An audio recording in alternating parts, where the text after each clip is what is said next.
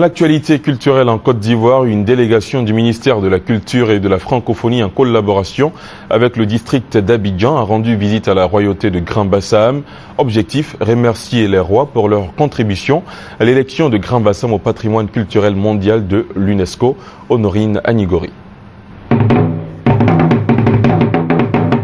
Le ministre de la Culture et de la Francophonie, Bandama Maurice, s'est rendu à Grand Bassam pour rendre compte de l'inscription de cette ville historique au patrimoine mondial culturel de l'UNESCO à la royauté.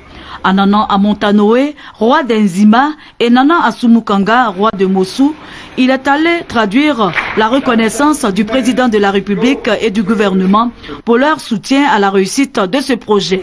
L'émissaire du gouvernement a profité de l'opportunité pour inviter autorités administratives, coutumières et populations à prendre soin de ce lieu touristique et précieux. Nous disons aux populations de Grand Bassam que c'est maintenant que le plus dur commence. Le plus dur, c'est que cette ville est patrimoine mondial, donc sous l'égide désormais de l'UNESCO, et qu'il faut la gérer avec des règles reconnues sur le plan international.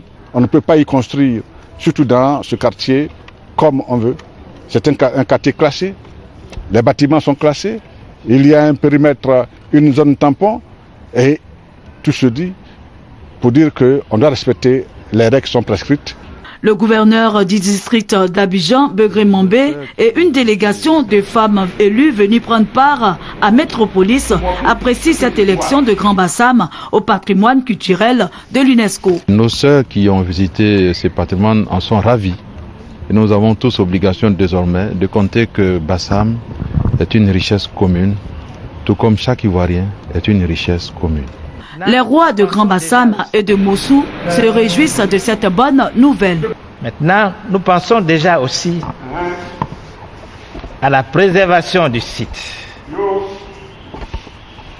Il nous revient aussi que le président de la République est déterminé à faire en sorte que l'ouverture définitive de l'embouchure garantisse la survie de ce site.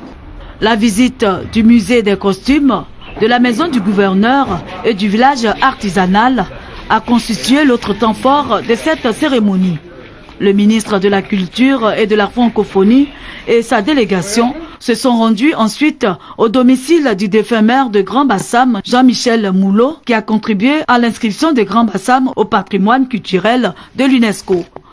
Ils se sont rendus également sur sa tombe pour se recueillir.